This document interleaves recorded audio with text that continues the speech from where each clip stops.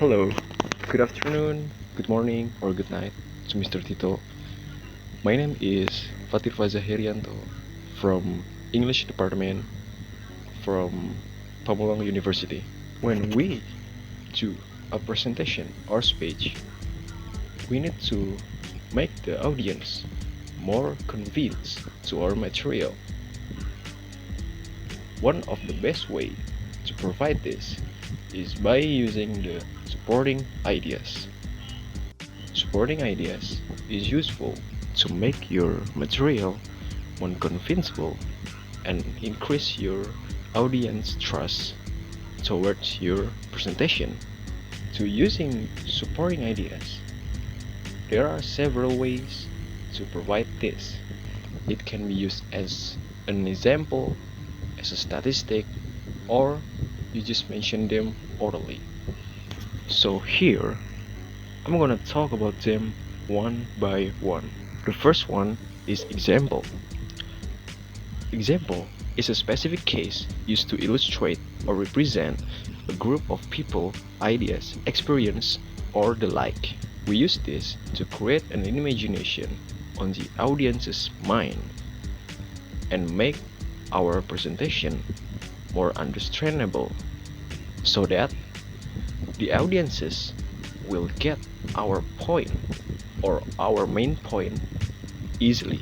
Example is also divided into several parts. The first one is extended example.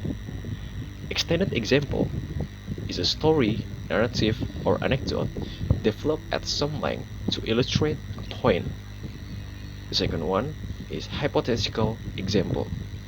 Is an example that describes an imaginary or fictitious situation. And the last one is brief example.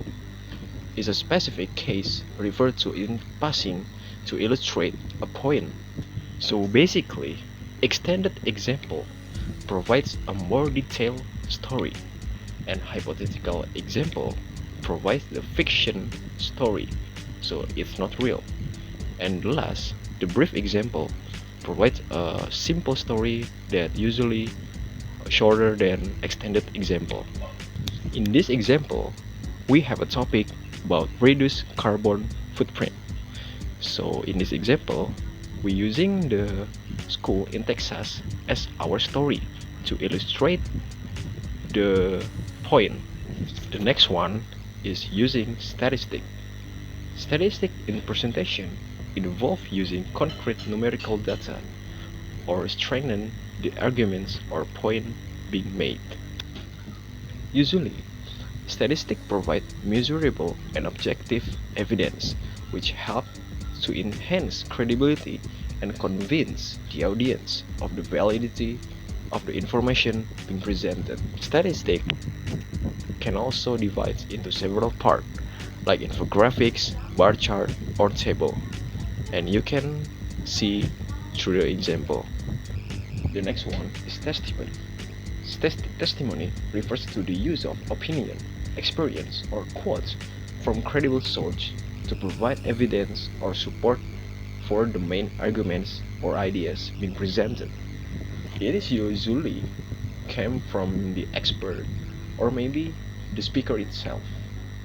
The testimony can also be divided into two parts. The first one is expert testimony, which is testimony from people who are recognized expert in their fields, so like a professor or maybe like engineer. And the next one is pure testimony, which is testimony from ordinary people with first-hand experience or insight on the topic. So it basically the basic people like us or maybe some random people who have the experience. So here's the example of the climate change. There is a testimony from the person who is witnesses of the climate change. You can read it first. And the last one is citing source orally. It's the process of mentioning your sources in your speech with your own mouth. Citing source orally has some combination in that. The first one is to mention the book, magazine, or the web.